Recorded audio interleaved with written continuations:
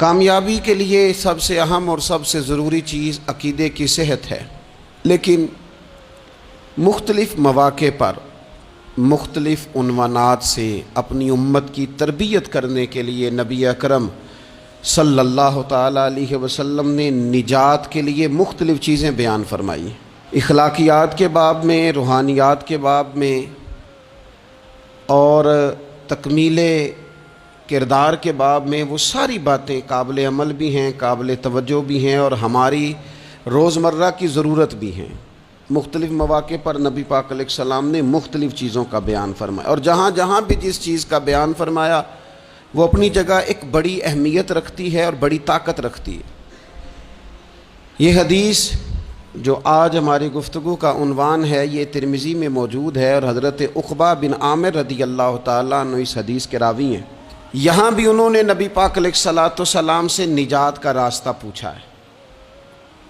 بہت ساری سوچیں، بہت سارے نظریات، بہت سارا فلسفہ، بہت سارے سمجھانے والے، بہت سارے قائل کرنے والے، اپنے اپنے انداز میں خیر کی بات بتانے والے لوگ ہر دور میں موجود رہے، لیکن بہرحال حرف آخر وہ ہے جو مدینے والے محبوب نے بیان فرمایا۔ نبی اکرم صلی اللہ تعالیٰ علیہ وسلم سے حضرت عقبہ بن عامر رضی اللہ تعالیٰ عنہ کہتے ہیں کہ میں نے عرض کیا، قلت یا رسول اللہ صلی اللہ تعالیٰ علیہ وسلم من نجات، کہتے ہیں میں نے پوچھا کہ یا رسول اللہ صلی اللہ تعالیٰ علیہ وسلم نجات کیا ہے؟ اللہ تبارک و تعالیٰ نے نبی پاک علیہ السلام کو یہ اعزاز عطا فرمایا ہے کہ حضور نہ جوامع الکلم کے ساتھ دنیا میں آئے، اور حضور فرماتے ہیں انا افصح العرب، عرب سارے ہی بڑی فصیح و بلیغ بات کرتے ہیں، کھلی بات کرتے ہیں، لیکن عربوں میں سب سے زیادہ بات کرنے کا سلیقہ اللہ نے مجھے عطا فرمایا ہے۔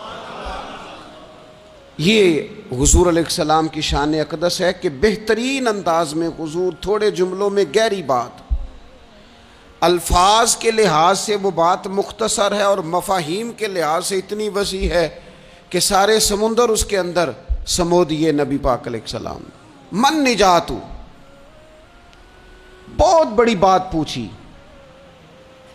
بڑی وسیع بات پوچھ لی، یا رسول اللہ نجات کیا ہے، کامیابی کیا ہے، فلاح کیا ہے؟ تو نبی پاک صلی اللہ تعالیٰ علیہ وآلہ وسلم نے 3 باتیں ارشاد فرمائیں۔ سب سے پہلے حضور نے نجات کے لیے جو بات ارشاد فرمائی وہ بڑی قابل غور ہے اور سمجھنے والی ہے۔ حضور علیہ السلام نے پہلی بات ارشاد فرمائی، فرمایا اگر تو نجات چاہتا ہے تو اپنی زبان کو اپنے قابو میں رکھ، اپنے بولنے پر کنٹرول کر، تول کے بولنا شروع کر، اپنے لفظوں کی حرمت کا خیال کر۔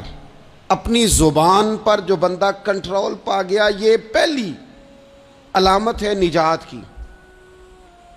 اور ایک مقام پہ نبی پاک علیہ السلام نے یوں بھی بیان فرمایا، فرمایا تم مجھے گارنٹی دو 2 چیزوں کی، اور مجھ سے گارنٹی لے لو جنت کی۔ فرمایا تم مجھے اپنی 2 ٹانگوں کے درمیان شرمگاہ کی اور 2 جبڑوں کے درمیان زبان کی گارنٹی دے دو، اور میں اللہ کا محبوب ہو کے تمہیں جنت کی گارنٹی دیتا ہوں۔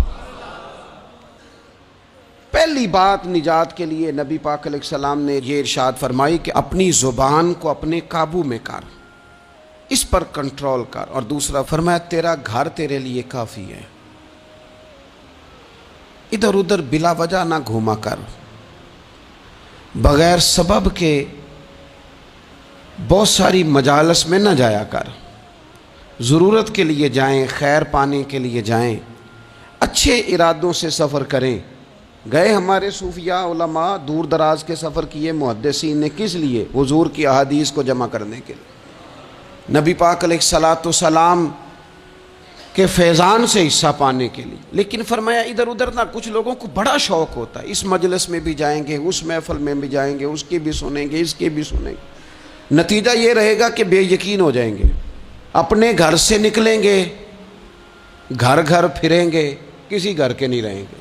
تیرے لیے تیرا گھر کافی ہے، اپنے گھر رہ، اپنا گھر جو ہے وہ وہ تجھے کفایت کرے، اپنے گھر میں قیام کر، یہ دوسری علامت ہے نجات کے لیے۔ اور تیسرے نمبر پہ نبی اکرم صلی اللہ تعالی علیہ وسلم نے فرمایا اگر تو نجات چاہتا ہے نا تو اپنی خطاؤں پہ رویا کر،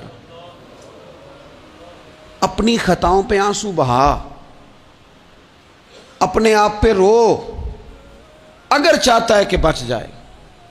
تین چیزیں نبی پاک علیہ الصلوۃ والسلام نے بیان فرمائیں، زبان کو قابو میں کرو، اپنے گھر میں قیام کرو، اور فرمایا کہ تم اپنی خطاؤں پہ رویا کرو۔ یہ تین اگر چیزیں تمہیں میسر آتی ہیں تو پھر رسول پاک علیہ السلام کی زبان فیض حق کے ترجمان سے گارنٹی مل رہی ہے کہ اللہ اس بندے کو نجات عطا فرمائے گا۔ بہت شوق ہے لوگوں کو باتیں کرنے کا، بڑی باتیں، اوئے ہوئے، جو بات بڑے مختصر لفظوں میں 2 جملوں میں بیان ہو سکتی ہے اس کے پیچھے اتنی لمبی تمہید باندھیں گے کہ اصل بات ہی رہ جائے گی بیچ میں سے۔ گفتگو، بات، بولنا، یعنی بات ہو رہی ہے، گفتگو ہو رہی ہے 2 لوگوں کے بیچ، اور کوئی دانا آدمی بات کر رہا ہے تو فٹافٹ مداخلت کریں گے اور جملہ پھینکیں گے، کہیں گے قطع کلامی معاف، اور اپنی بات شروع کر دیں گے۔ تو میں کئیوں کو روک کے کہتا ہوں کہ پہلے آپ پوچھ تو لیں ہم نے معاف کیا بھی ہے کہ نہیں۔ بہت باتیں کرتے ہیں بعض لوگ، بہت باتیں کرتے ہیں، اور دنیا میں جو زیادہ خطائیں ہوتی ہیں وہ زبان کی وجہ سے ہوتی ہیں۔ عملاً کوئی کسی کو کیا تکلیف دے گا، ہاتھ کوئی کسی پہ کیا اٹھائے گا، لیکن لفظوں کے تیر، جملوں کے ترش لہجے اور زبان کی کڑواہٹ، حضرت عثمان غنی رضی اللہ تعالیٰ عنہ فرمایا کرتے تھے کہ زبان تو روح کو گھائل کر جاتی ہے، بندے کو اندر سے توڑ کے رکھ دیتی ہے یہ زبان۔ بہت سارے لوگ تھے، انہوں نے بہت سارے جملے زندگی میں بولے، میں یقین سے کہتا ہوں کہ انہیں بھی پچھتاوا ہوا کہ یار مجھے یہ والا لفظ نہیں کہنا چاہیے تھا، لیکن کاش یہ بعد میں پچھتانے سے پہلے آپ سوچ لیتے۔ اور بہت سارے لوگ ایسے ہیں جو مجھے پتہ ہے جو وہ کہہ رہے ہیں وہ ما فی ضمیر ان کا نہیں ہے، وہ ان کے خیالات نہیں ہوتے، لیکن وہ کہہ دیے انہوں نے، اور کہنے کے بعد اندازہ ہوا کہ یہ ہمیں کہنا نہیں چاہیے تھا۔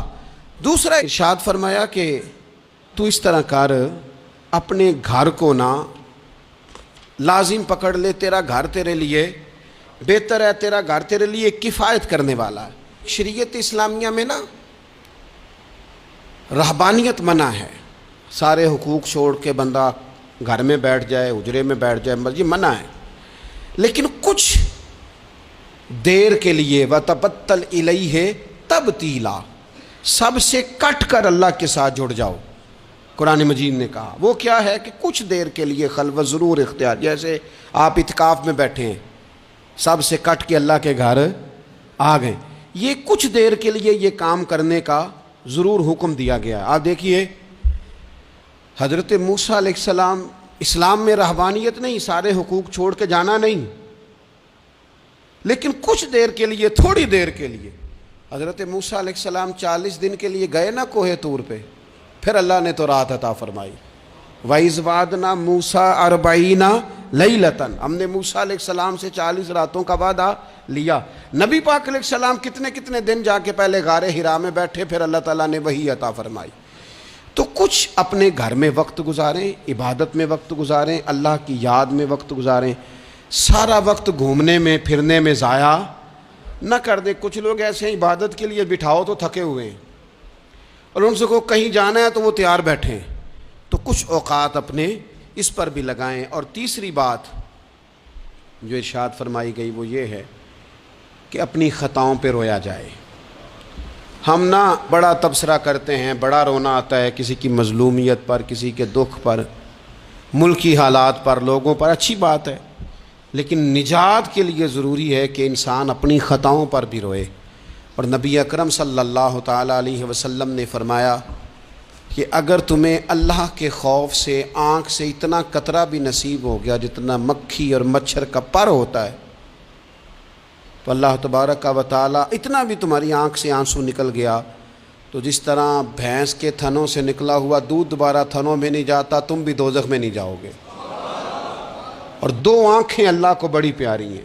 یا رسول اللہ کون سی؟ فرمایا کہ جو رب کی رضا کے لیے پہرا دیتی ہے۔ اور ایک وہ آنکھ جو اللہ کے خوف میں آنسو بہاتی ہے. یہ دو آنکھیں اللہ کو بڑی پیاری ہیں. تو اس لیے یہ 3 باتیں آپ نے نہیں بھولنی. ایک تو یہ کہ اپنی زبان کی حفاظت کریں.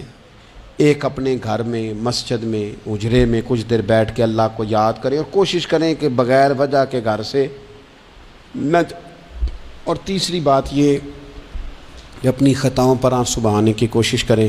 اللہ تعالی ہم سب کو سمجھنے کی توفیق عطا فرمائے.